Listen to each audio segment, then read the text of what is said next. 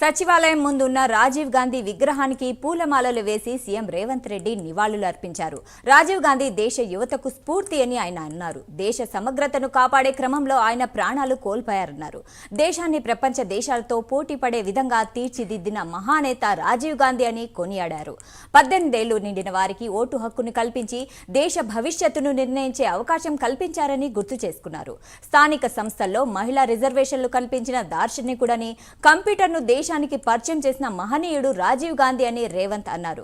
రాజీవ్ స్ఫూర్తితో ఆనాడు హైదరాబాద్ లో హైటెక్ సిటీని పునాది పడిందన్నారు. కంప్యూటర్ను పరిచయం చేసింది రాజీవ్ గాంధీ గారు.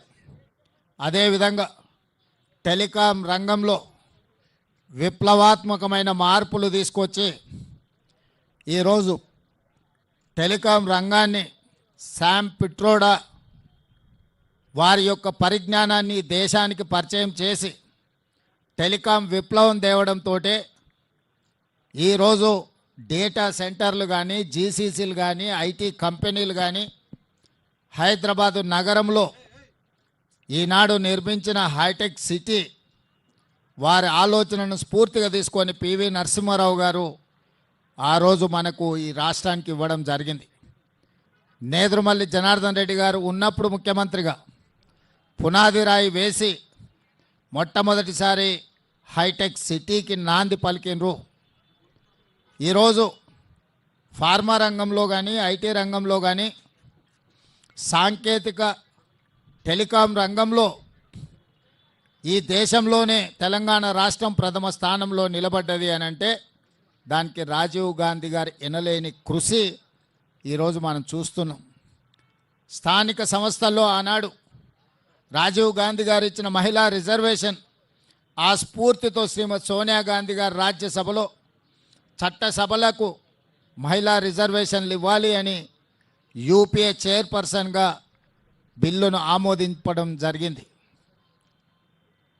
సోనియా గాంధీ గారి ఒత్తిడి వల్ల మోడీకి, బీజేపీకి ఇష్టం లేకపోయినా ఈనాడు చట్టసభలలో మహిళా రిజర్వేషన్లు తీసుకురావాల్సిన పరిస్థితి వచ్చింది. 18 సంవత్సరాలకే తగ్గించినప్పుడు, 18 సంవత్సరాలు ఓటేయడానికి హక్కు ఉన్నప్పుడు శాసనసభకు పోటీ చేయడానికి 21 సంవత్సరాలను నిర్ణయిస్తే యువ నాయకత్వాన్ని రాష్ట్రాలకు, దేశానికి అందించవచ్చు. పార్లమెంటులో 25 సంవత్సరాలు పోటీ నిబంధన ఉన్న శాసనసభలో 21 సంవత్సరాలకు తగ్గిస్తే తప్పకుండా యువతకు అవకాశాలు మెరుగవుతాయి. ఆ దిశగా తెలంగాణ రాష్ట్ర శాసనసభ తప్పకుండా ప్రయత్నం చేస్తుంది. ఈ కళలన్నీ సాకారం కావాలి అని అంటే ఈ దేశానికి రాహుల్ గాంధీ గారు ప్రధానమంత్రి కావాలి. ఈ దేశానికి కంప్యూటర్ను